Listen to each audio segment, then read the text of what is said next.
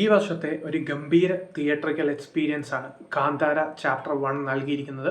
അതിപ്പോൾ performance wise ആണെങ്കിലും background score ആണെങ്കിലും മ്യൂസിക് ആണെങ്കിലും അതിൻ്റെ കൂടെ തന്നെ ഈ ഒരു മൂവിയുടെ entire technical team, production design, action കൊറിയോഗ്രഫിയിലെ സിനിമാറ്റോഗ്രഫി, അങ്ങനെയുള്ള പല പല സംഭവങ്ങൾ.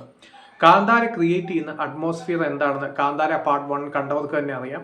സോ ഒരു ചാപ്റ്റർ 1 വരുമ്പോഴത്തേക്കും ഇവിടെ ഈ ഒരു ഋഷഭ് ഷെട്ടി തന്നെയാണ് ഈ ഒരു സിനിമയുടെ ഏറ്റവും വലിയൊരു പോസിറ്റീവ്. അദ്ദേഹത്തിൻ്റെ ഡയറക്ഷൻ ആണെങ്കിലും ആ ഒരു മേക്കിംഗ്, എക്സിക്യൂഷൻ, ആ ഒരു സ്ക്രിപ്റ്റ്, ആ ഒരു എക്സ്പീരിയൻസ് നമ്മളുടെ ഉള്ളിലോട്ട് കൊണ്ടുവരുന്നത്, അങ്ങനെയുള്ള പല പല സംഭവങ്ങൾ ഈ ഒരു സിനിമ നമുക്ക് തരുന്നുണ്ട്. മെയിൻലി സെക്കൻഡ് ഹാഫിൽ എടുത്തു പറയേണ്ട കുറേ മെയിൻ സീക്വൻസസ് ഉണ്ട്. അതൊക്കെ തന്നെ ഓഡിയൻസിനെ നല്ല രീതിയിൽ സാറ്റിസ്ഫൈ ചെയ്യുന്ന, കൊടുത്ത പൈസ വസൂലാവുന്ന രീതിയിലുള്ള സംഭവങ്ങളാണ് നമ്മുടെ മുന്നോട്ട് വെക്കുന്നത്.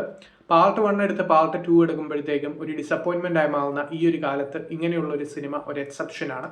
കാരണം ഒരു നല്ല ഉദ്ദേശമുണ്ടെങ്കിൽ, നല്ലൊരു കഥയുണ്ടെങ്കിൽ, അത് നല്ല ഒരു സിനിമയാക്കിയാൽ ഒരിക്കലും ആ ഒരു സിനിമ മോശമാവില്ല എന്ന് തെളിയിക്കുന്ന ഒരു മൂവിയാണ് കാന്താര ചാപ്റ്റർ 1. ഇതിവിടം കൊണ്ട് അവസാനിക്കുന്നില്ല. ഇത് പിന്നെയും ഒരു പാർട്ടും കൂടി ഉണ്ട് എന്നുള്ള രീതിയിലാണ് സിനിമ എൻഡ് ചെയ്യുന്നത്. അതിനോട് തന്നെ ഋഷഭ് ഷെട്ടിയുടെ ഒരു ടെറിഫിക് പെർഫോമൻസ്, അതായത് വളരെ ഗംഭീരമായിട്ടുള്ള ഒരു പെർഫോമൻസ് ആണ് ഈ ഒരു മൂവിയിൽ വന്നിരിക്കുന്നത്.